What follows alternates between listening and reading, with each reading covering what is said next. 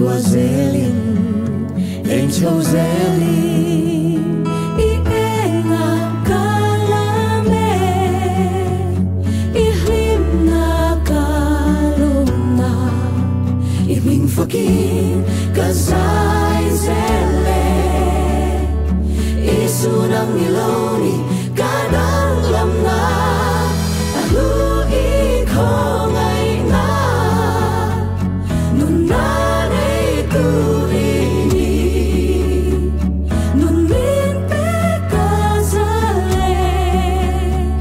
Imangay nani.